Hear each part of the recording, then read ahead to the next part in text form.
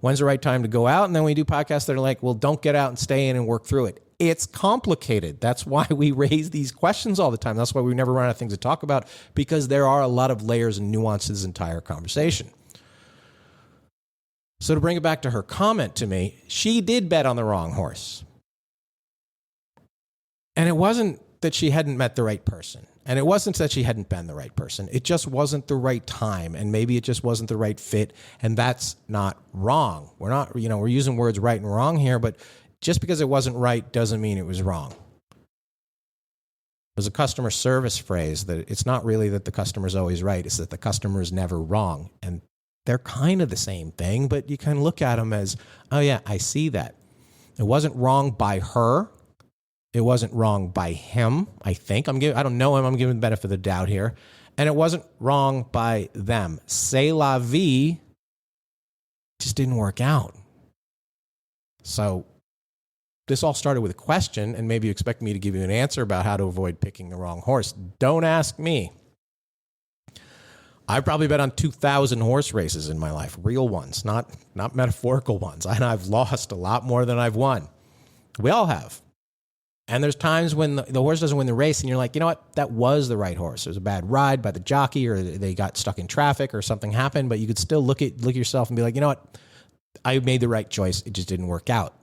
That is a lot easier to live with than I made the right choice and it didn't work out. And God, I wish it worked out. God, I wish I could do it again. And I don't know why it doesn't work out. And over and over and over. And that's a conversation that we have because it's a situation that we all have gotten into. That's gambling. That's life. That's love. And you don't want to phrase it like that's too bad. It's not. It's too good. That's why you keep doing it. You keep at it and you keep hoping for the big payoff. And sometimes the odds are really, really long. And sometimes the best one doesn't always win. She thinks she bet on the wrong horse, but I don't think she believes that wasn't the best horse. Sometimes you do everything right and someone else ends up in the winner's circle with the garland of roses. So I'm grateful to her and apologetic to the woman who pointed that exception out to me, to sort of my rule that night in Charlotte. And I should have been more sensitive to her reality and probably lots of people's realities. I can't always get them right. And sometimes I err on the side of funny or clever. Sue me. We're charging money to go to these shows. What do you want? Trying to entertain here. Can't always win at all. But at the end of the day, no matter how many times you don't come on top, you got to remember, you only got to get it right once. So it doesn't matter how high the denominator gets because the numerator that you are going for remains the same. 1 out of 5, 1 out of 50, 1 out of 5 million. The one is the one that counts. Ride the one. Bet on the one.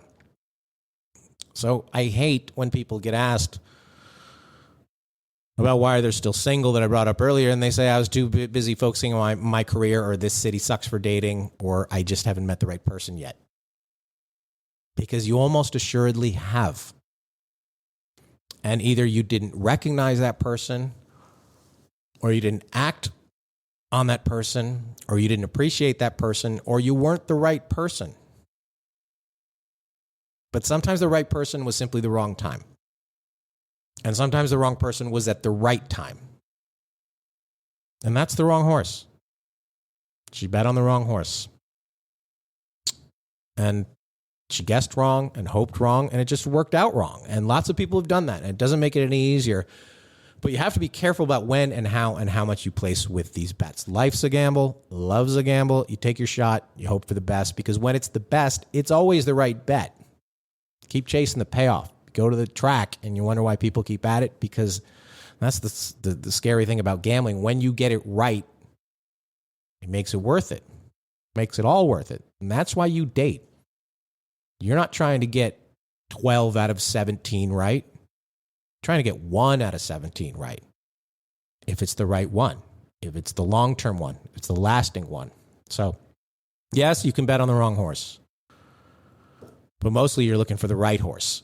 And you just got to be cautious and careful about when you do that and how long you do that and who you're doing that with. And you cannot overlook the aforementioned red flags. And you can't overlook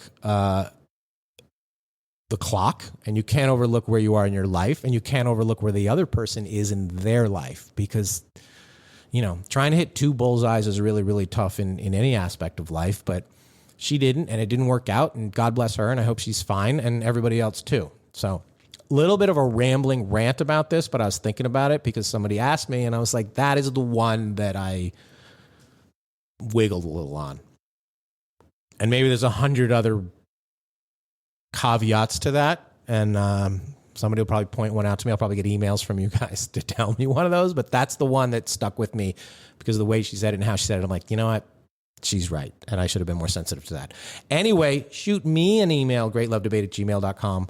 I know you guys are going to have a lot of thoughts on this. You had a lot of thoughts for the last episode we did with Dorian Yaffa, the divorce attorney, and I'm surprised at how many of you were divorced. Or maybe I'm not surprised. About half our audience usually is divorced, but you guys sent a ton of feedback that I'm going to pass along to her, and we'll probably do a follow-up on that.